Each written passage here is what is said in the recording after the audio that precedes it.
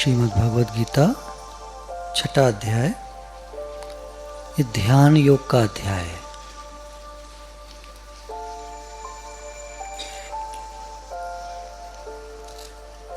अब ध्यान की प्रारंभिक या कहना चाहिए कि कुछ प्री रिक्विजिट्स यानी ज़रूरतें, ध्यान कैसे लगे, कब लगेगा। तो भगवान ने कहा कि देखो ध्यान की प्रक्रिया तो मैं बता दूंगा, तुम्हें आ भी जाएगी, लेकिन तुम्हारा ध्यान टिके। कहावत है, मनवा तो 34 फिरे ये तो सिमरन नहीं। बैठ तो गए और मन चारों तरफ भाग रहा है, तो बोला ये कौन सा ध्यान हुआ। तो भगवान कहते हैं, श्री भगवान बोले, जो पुरुष कर्म फल का आश्रय न लेकर करने योग्य कर्म करता है वह सन्यासी तथा योगी है, और केवल अग्नि का त्याग करने वाला सन्यासी नहीं है तथा केवल क्रियाओं का त्याग करने वाला योगी नहीं है। भगवान कह रहे हैं कि देखो, पहले बताया था कर्मयोग के आचरण में कि उसको कर्म के फल की इच्छा नहीं होती है, पहली बात। तो कर्म फल का आश्रय नहीं लेता है, यानी कर्म के फल की इच्छा नहीं होती है। करने योग्य कर्म उसके शरीर से होते हैं, क्रियाएं होती हैं, जो सेवा सामने आती है वो होती है। तो पहली बात क्या हुई, कर्म के फल की इच्छा नहीं है। दूसरी बात, करने योग्य यानी जो जरूरत वाले कर्म हैं वो उसके शरीर से सेवा भाव से होते हैं। तो ऐसा जो पुरुष है वही सन्यासी है और वही योगी है। केवल अग्नि का त्याग करने वाला यानी घर छोड़कर जाने वाला सन्यासी नहीं है। मन में कामना पड़ी हो, बहुत सी इच्छाएं हों, गरीब है या मन का सा नहीं कर सकता है, लोगों की पाबंदियां बहुत हैं, तरह तरह के डर हैं, घर वाले बहुत बुरी तरह करते हैं, छोड़कर भाग गया, तो वो कोई सन्यासी थोड़ी हो जाएगा। वो तो भगोड़ा कहलाएगा और भीख मांग के खाएगा या कहीं आश्रम की पनाह लेगा या कोई मठवट बना लेगा अपना, 2-4 लोगों को चेला बना लेगा और उनको एक्सट्रैक्ट करके, एक्सट्रैक्ट मतलब जबरदस्ती पैसा निकाल कर उनसे अपना जीवन निर्वाह करेगा। कोई सन्यासी थोड़ी हुआ वो। तथा केवल क्रियाओं को त्याग करने वाला योगी नहीं है। काम छोड़ देना, भगवान ने कहा काम छोड़कर तुम ध्यान करने बैठ जाओ कि मैं योगी हो जाऊं, तो बोला काम छोड़कर ध्यान करने से कोई योगी नहीं होता। अधूरा काम आदमी को खा जाता है। काम पड़ा हो घर में, दूध रख दीजिए गैस पर, कर लीजिए ध्यान, देखें। और आज कर भी लेंगे तो फिर कभी नहीं कर पाएंगे।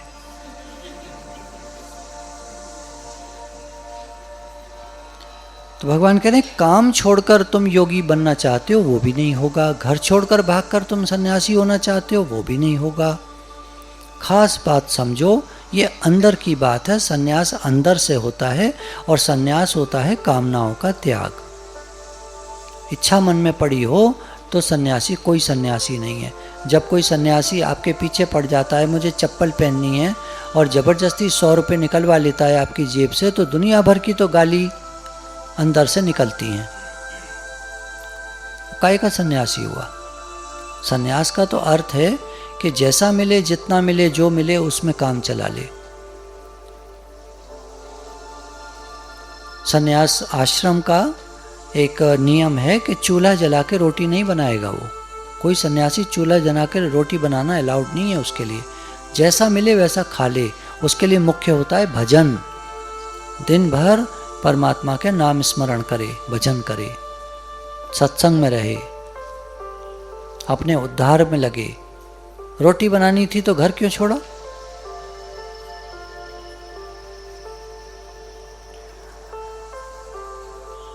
तो भगवान कह रहे पहली बात कर्म फल का आश्रय नहीं लेना है, और दूसरी बात करने योग्य कर्म छोड़ने नहीं है, शरीर से होते रहें।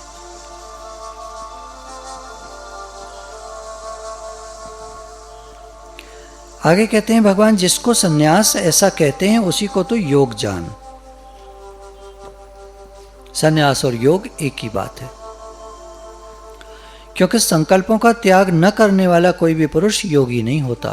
जब तक मन में संकल्प विकल्प हैं, करना नहीं करना पड़ा है, तब तक कोई योगी नहीं हो सकता और कोई सन्यासी नहीं हो सकता।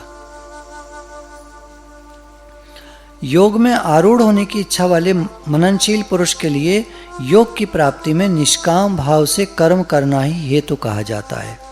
बोला तुम योग लगाना चाहते हो तो सब कर्मों को निष्काम भाव से होने दो, सेवा हो रही है।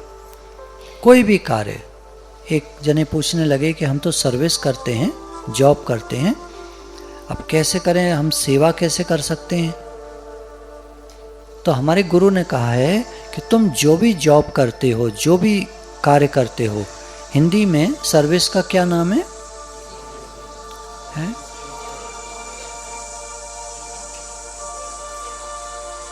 हाँ, नौकरी जो उर्दू का वर्ड है ना, सेवा है। तो सेवा हमें यही बताया गया, जो भी क्रिया करते हो उसको सेवा भाव से करो। सब रूप में भगवान है, उनकी सेवा हो रही है। तो योग में आरूढ़ होने की इच्छा वाले मननशील पुरुष के लिए योग की प्राप्ति में निष्काम भाव से कर्म करना ही, निष्काम भाव से कर्म है सेवा। मुझे कुछ नहीं चाहिए बदले में। सेवा में कभी हम बदला नहीं चाहते, और कर्म जो हम करते हैं उसमें कामना हो सकती है, कोई मन में कोई कामना हो सकती है, भाई हमें क्या मिलेगा लौटकर। तो भगवान कह रहे हैं कि यहां सेवा भाव से जब क्रिया होती है तो ये निष्काम भाव से कर्म कहा गया, वही उसका हेतु है योग का। सेवा से योग लग जाता है। भगवान की, सब रूप में भगवान है, उनकी सेवा हो रही है, योग लग जाता है। और योगारूढ़ हो जाने पर उस योगारूढ़ पुरुष का जो सर्व संकल्पों का अभाव है, अब उसके मन में एक भी संकल्प विकल्प नहीं रहता। ऐसा हो, ऐसा ना हो, मेरी मर्जी का हो, कुछ नहीं, जैसे हो साधना में लगा रहता है। एक बार योग लग गया, अब जीवन पर्यंत उसको साधना में रहना है। क्योंकि योग की एक प्रॉब्लम है, लगता है और टूट जाता है। ये वो नहीं है कि एक बार आपने कोई चीज़ आपको प्राप्त हो गई तो हो गई, ऐसा नहीं है। ध्यान लगता है, टूट जाता है। समाधि लगती है, टूट जाती है। आप योग लगाएं, परमात्मा से आपका कनेक्शन हो जाए, फिर संसारी भाव हो जाए, संसार में मन चला जाए, योग खंडित हो जाता है। जीवन पर्यंत का अभ्यास है, जीवन पर्यंत, कभी आप छोड़ नहीं सकते इसको। एक जन्म पूरा का पूरा परमात्मा को देना होता है, पूरा एक जन्म, तो हमारे सोल का इवॉल्वमेंट होता है। थोड़ा थोड़ा कर लिया, थोड़ा इधर का, थोड़ा उधर का, कभी गंगा राम, कभी जमुना राम, तो उसका कुछ नहीं होता। वही कल्याण में हेतु कहा जाता है। यानी जो जीवन पर्यंत जब अभ्यास करता है, योग साधना करता है, तब उसका कल्याण होता है। कल्याण होना है सोल का इवॉल्व होना, या परमात्मा से मिलकर एक हो जाना, मुक्त हो जाना, यही कल्याण है। और क्या कल्याण? कितना ही रुपया मिल जाए, कितना ही कुछ हो जाए, कितना ही शरीर स्वस्थ हो, फिर एक दिन बीमार पड़ेगा, एक दिन मरेगा, एक दिन तो मरेगा। कितना ही रुपया हो, एक दिन तो जाएगा, एक दिन तो सब छूट जाएगा। कितने ही बढ़िया घर महल माड़ियाँ हों, एक दिन तो सब छूटेगा। जगह सराय, कोई आए कोई जाए, भूल कर यहाँ कोई दिल न लगाए। और हम कहते हैं हमारा ठीक बना रहे। कब तक ठीक बना रहेगा? किसकी बनी रही है, किसकी बनी रहेगी? तो गुरु कहते हैं मांगना है तो वो मांगो जो मिलकर फिर कभी छूटे नहीं। मुक्ति मांगो। अगर तुम मुक्त नहीं हुए तो सब बेकार है। करते रहो जितना भी कर सकते हो, जितना भी करना है करो, सब अधूरे में रह जाता है। शीशा हो या दिल हो आखिर टूट जाता है ना? बहुत फेमस गाना है। कितना ही संभालिए आखिर एक दिन छूट जाता है। तो पूरा ज्ञान होता है उसको, वो योग लगाता है, परमात्मा से कनेक्शन लगाता है और योग लगा करके फिर उसी में रहता है। शरीर से सब क्रियाएं होती रहती हैं। वो ऐसा मानता है कि भगवान की सेवा हो रही है। खाते हैं तो प्रसाद है, भगवान की सेवा होती है शरीर से, तो इसको स्वस्थ रखने के लिए भोजन किया जाता है। चट मलीदे थोड़ी उसमें आते हैं। अब ऐसा नहीं कि रूखा सूखा खाता है, ऐसा भी नहीं है। ठीक ठीक जो शरीर को सूट करे। अभी उस दिन बात चल रही थी, दिन भर में एक प्याला चाय कर दीजिए। ये सीज़न बदल गया है, अब कोई ज़रूरत नहीं ज़्यादा चाय पीने की। हुड़क तो आती है, हुड़क को क्या है, दिन में 6 बार मांगेगा शरीर तो चाय। चाय तो है ही नशीला पदार्थ, कैफीन और निकोटीन होता है उसमें ना। मादक पदार्थों में जो केमिकल होता है वही चाय में भी होता है। आप पीने लगिए, बढ़ाते जाइए बढ़ाते जाइए, दिन में 6 प्याले कर दीजिए, शरीर तो मांगेगा 6 बार, क्यों 7वीं बार भी मांगेगा। कोई अंत नहीं है इन चीज़ों का। लाओ त्से ने एक बात कही, आइदर यू फुलफिल 1000 डिजायर्स और यू कंट्रोल 1 डिजायर। उन्होंने कहा तुम एक इच्छा को वश कर लो और नहीं तो फिर 1000 इच्छा भोगने चलो, तृप्ति कभी नहीं आएगी। कुछ चाहे कोई बढ़िया थोड़ी है, कोई दिन में 1 प्याला पीने की भी क्या जरूरत है? कोई ज़रूरत नहीं है। पर वो है कि दिल है कि मानता नहीं, चल पी ले यार 1 प्याला चाय। 1 प्याला बड़ा वाला प्याला रख लीजिए, और क्या? कौन देख रहा है छोटा है कि बड़ा है? 1 प्याला पीते हैं जी दिन भर में, चल पी लो। नहीं, बाल्टी वाल्टी नहीं पीते। किस समय पिएंगे ये भी है। शाम को पीते हैं तो बहुत अच्छा है। सुबह के टाइम पीनी है तो कौन सा टाइम ठीक है? नाश्ते के साथ पी लीजिए बस। सुबह उठते ही मत पीजिएगा, वो बैड टी कहलाती है। इतना अंग्रेजी तो सब जानते हैं। बैड का अर्थ क्या होता है? बेपढ़े लिखे लोग बताएंगे बैड का अर्थ क्या होता है? हैं? बुरा, बुरा, खराब। बहुत अच्छा, देखिए है ना, बिना पढ़े लिखे लोग भी जानते हैं। इतनी अंग्रेजी तो सब सुन लेते हैं इधर उधर कहीं ना कहीं। थैंक यू का मतलब क्या होता है? हैं? नहीं, बिना पढ़े लिखे लोग बताएंगे। शुक्राना, देखिए वाह क्या बात कही है, कितने शुक्राने। तो ऐसे दिन भर में 1 प्याला कर दीजिए बस। जो ज़्यादा पीते हैं हाथ खड़ा करेंगे 1 मिनट। 1 प्याले से ज़्यादा, दिन में 1 प्याला। संकल्प आज ही ले लीजिए। वैसे संकल्प विकल्प का त्याग बताया भगवान ने, लेकिन जो खराब चीज़ हो ना उसके लिए लेने में कोई हर्ज नहीं है संकल्प। तो जितने लोगों ने हाथ उठाया था वो फिर से उठाइए एक बार। 1 प्याले से ज़्यादा नहीं पिएंगे दिन भर में। संकल्प लेते हैं, आपने हाथ खड़ा कर दिया है, हैं? 1 प्याले से ज़्यादा नहीं पिएंगे दिन भर में। नाश्ते के साथ पी लीजिए बस, ठीक है। जब चाहें दिन भर में 1 प्याला चाय बस। हाँ, कभी कोई तबीयत ढीली है, मजबूरी, अब ये नहीं कि रोज रोज कहने लगे आप तबीयत ढीली है। हाँ, नहीं, बेईमानी नहीं करनी है। कभी आपको ऐसा लगे तो दूसरा पी लीजिएगा। ऐसा सोच लीजिए कि दिन भर में 1 प्याला। पर ये मन बड़ा बदमाश है, मैं आपको बताऊं। ये रोज कहेगा कुछ ढीलापन लग रहा है, पी लो। हाँ, ये मन बहुत बदमाश। आप जाने, हाँ, मन आपका मालिक है कि आप मन के मालिक हो? क्या कहते हैं? कर्म करते हुए कुछ भी चाहना न करना, यही संकल्पों का त्याग है। क्रिया हो रही है शरीर से, मन में कोई भी चाहना नहीं है, कोई भी सोच नहीं है उसके बारे में, ऐसा हो ऐसा ना हो, तो ये संकल्पों का त्याग है। और ये गृहस्थ में और सन्यास में कहीं भी आप कर सकते हैं। जिस स्थिति को सन्यासी प्राप्त होता है उसी को काम्य कर्मों का त्याग करने वाला गृहस्थी भी प्राप्त होता है। देखिए व्याख्या में लिखा है, उड़िया बाबा जी महाराज लिखते हैं, ब्रह्मनिष्ठ हैं ये, पूरे ब्रह्मज्ञानी ब्रह्मनिष्ठ, और सन्यास में अपना जीवन बिताया है। और कह रहे हैं कि अगर तुम संकल्प विकल्प का त्याग कर दो तो तुम सन्यास में रहो, गृहस्थ में रहो, कहीं भी रहो, तुम सन्यासी ही हो। मन से हुआ जाता है सन्यासी, कपड़ों से नहीं। अब कह रहे हैं वैराग्य के बिना संकल्प विकल्प का त्याग होना संभव नहीं है, वैराग्य जरूरी है। और वैराग्य आता है जब हम निष्काम भाव से कर्म करते हैं।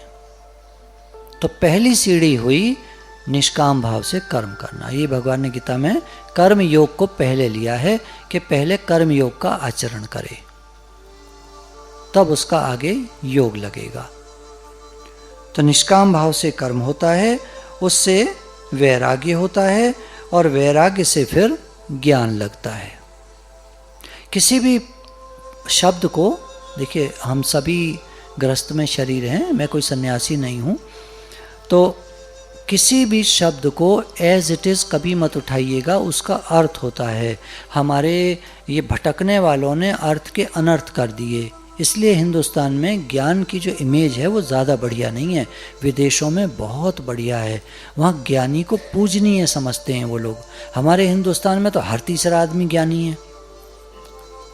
क्यों ज्ञानी है? पढ़ पढ़ के सब ज्ञानी बन जाते हैं और सब उल्ट पुल्ट अर्थ निकाल लेते हैं अपने मन से। वहाँ वो लोग ये विश्वास करते हैं कि जो ज्ञान सुनो उसको जीवन में लगाओ, जीवन में लगे तो सही ज्ञान है, और जीवन में न लग पाए तो वो कोई ज्ञान नहीं है। उनका ये समझ है। और भगवान की समझ बिल्कुल वही है जो अंग्रेजों की समझ है। अब इस्कॉन टेम्पल में विदेशों में सबसे ज़्यादा भगवान कृष्ण की पूजा होती है, और कितने ही क्रिश्चियन जो हैं वो भगवान कृष्ण के अनुयायी हो गए हैं, क्योंकि भगवान कृष्ण अंग्रेज हैं।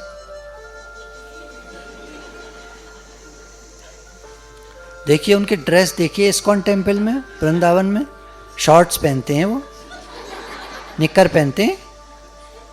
राधा रानी जो है वो स्कर्ट पहनती हैं।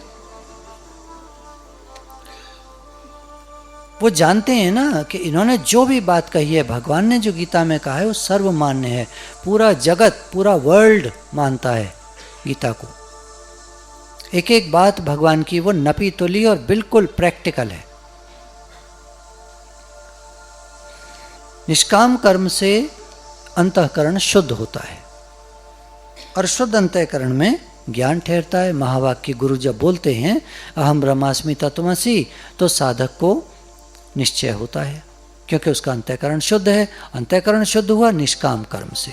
मेरे को कुछ नहीं चाहिए, सब संसार परमात्मा का रूप है और यहाँ सेवा हो रही है।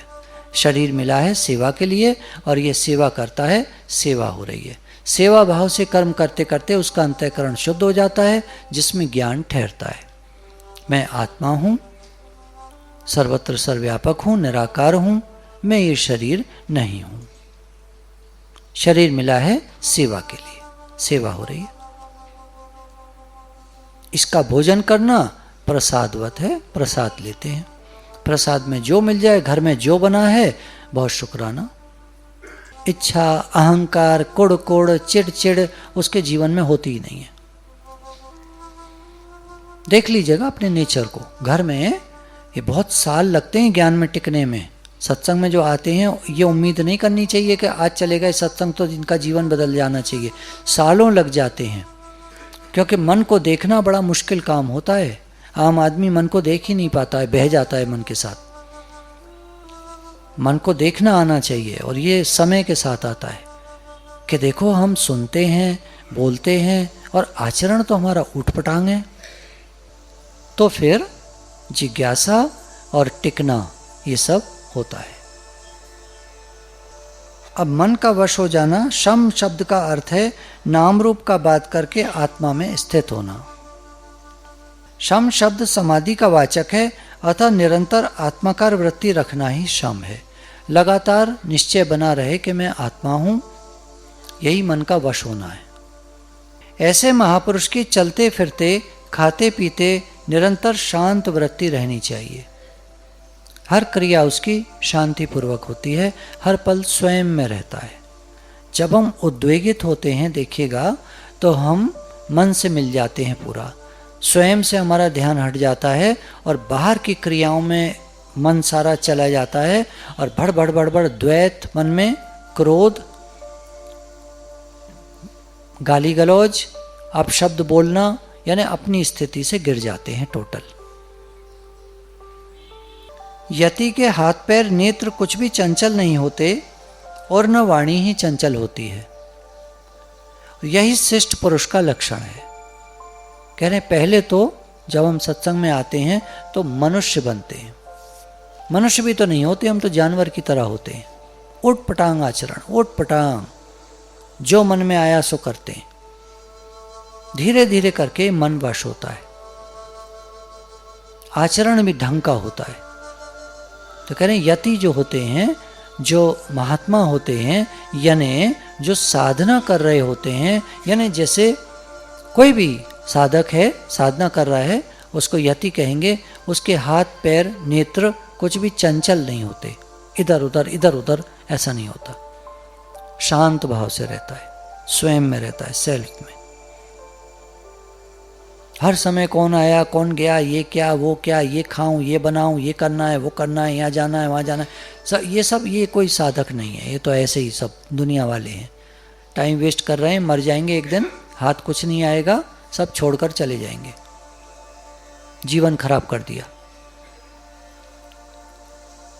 जिसकी किसी भी पदार्थ में सत्यत्व बुद्धि नहीं है, भले ही दृश्य की प्रतीति होती रहे, परंतु जिसकी उसमें आसक्ति नहीं होती। अभी कहा ना, संसार में आसक्ति नहीं होती, कर्मों में आसक्ति नहीं होती, कर्तापना नहीं होता, तो उसके लिए कह रहे हैं कि इतना ब्रह्माकार वृत्ति बनी रहती है उसकी कि है ही ब्रह्म। तो इसलिए उसकी किसी भी पदार्थ में ये सत्यत्व बुद्धि नहीं होती कि ये सच है। उसकी दृष्टि होती है ब्रह्म है। देखिए, आप सोने का कोई भी आभूषण ले लीजिए, गले में आपने एक हार, एक चेन पहनी, चेन टूट गई, खराब हो गई, घिस गई, बुरी लग रही है, अच्छी नहीं लग रही है, तो आपने सुनार को देकर नई बनवा ली, और पैसे डाले, थोड़ा सा और सोना डलवाया और नई बनवा ली आपने। अब चेन आपकी अच्छी सी हो गई, ये नाम रूप बदल गया, पर स्वर्ण तत्व वही है। जिसकी दृष्टि ब्रह्म तत्व पर होती है कि है ही ब्रह्म, तो वो संसार करके ये फलाना है फलानी है, ये ऐसा है वैसा है। देखिए, व्यवहार में तो ठीक है, ये हमारी सास है, बहू है, ये है वो है, भाई है, बहन है, माता है, पिता है, ये हम लोग बोलते हैं, व्यवहार में ठीक है, पर अंदर में उनके प्रति ये सत्य भावना नहीं होनी चाहिए कि ये हैं ये हैं। ये ऐसा जानना चाहिए ये सब परमात्मा का ही रूप है, सबको अपना अपना रोल मिला है, ये सब नाटकवत अपना रोल कर रहे हैं, अपना पार्ट अदा कर रहे हैं। परमात्मा ही है सब रूप में, एक नूर से सब जग उपजा। सर्व खलु इदं ब्रह्म नेहम नानास्ति किंचन, सर्वत्र ब्रह्म है, नहीं है दूसरा कुछ भी, जरा भी। एक ब्रह्म ने ही साकार रूप धारण किए हैं, प्रज्ञानम ब्रह्म। ये सब कुछ ब्रह्म है जो दिख रहा है। तो सोने के अनेक आभूषण, पर पायजेब या पैर की कोई भी आइटम है, या मान लीजिए अब तगड़ी है, तगड़ी को गले में तो नहीं लटका लेगा कोई, कितना भद्दा लगेगा। अरे क्या लंबा चौड़ा सा लटका लिया, अरे महाराज, अरे कैसे थे, एकदम सब अरे अरे करने लगेंगे। अब माथे का टीका है, कोई पैरों में लगा ले उसको, और चल रहे कोई चल रही है, ये क्या उछल रहा है तुम्हारे पैर में, अरे ये कैसा क्या चीज़ है, पेंडेंट सा कैसा लटक रहा है, एक मोती की सी माला, ये पायजेब तो बिल्कुल नहीं है, ये क्या लगा लिया है तुमने, अरे टीका है तो सोना ही। अरे महाराज, है तो सोना ही, तो तरीका होता है पहनने का चीज़ का। जो देखेगा टोक देगा। तो कह रहे हैं तो ब्रह्म तत्व, पर नाटक रोल में जैसा जिसका पार्ट है वैसी अदा करेगा। अब जमादार को थोड़ी अपने घर में बुला के बिठा लेंगे, तू भी ब्रह्म है मैं भी ब्रह्म हूं। उसको वैसा काम मिला है, उसको करने दो अपना काम। अब क्या होगा, हम हीन भावना नहीं रखेंगे। इन्होंने महात्मा बुद्ध ने तभी तो हरिजन कहा इनको, ये हरिजन है। हरिजन, हरि के प्रिय। इनको हीन भावना से मत देखो, बुरी दृष्टि से मत देखो, नीचा करके मत देखो, सब भगवान का रूप है। लेकिन घर में भी नहीं बुला सकते, व्यवहार व्यवहार की तरह चलेगा। तो करना क्या है, व्यवहार को चलने दो, दृष्टि को बनाओ, अंदर के भावों को हम ठीक करें।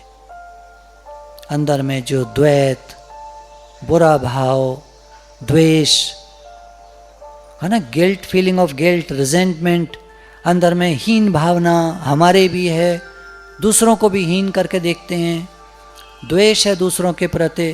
क्या कूड़ा भर रखा है अंदर में, क्या कबाड़ा भर रखा है, इसको निकालो बाहर, प्रेम लाओ अंदर में।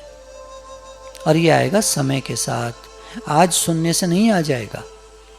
अभी तो बात समझ में आएगी पहले, फिर धीरे धीरे प्रेम डेवलप होगा। कोई पौधा आप लगाते हैं एक ही दिन में बड़ा हो जाता है, खाद खोद पानी सब लगता है। सत्संग में नियमित आते आते धीरे धीरे हमारे अंदर में प्रेम डेवलप होता जाता है, प्रेम आता जाता है सबके प्रति। द्वेष, हीन भावनाएं ये सब निकलती जाती हैं। क्यों द्वेष करें, किससे द्वेष करें, वो भी तो भगवान का रूप है। उसका कर्म ऐसा है, स्वभाव ऐसा है, उसको ऐसा मिला है। कर्म स्वभाव माइनस करो, देखो है ही भगवान।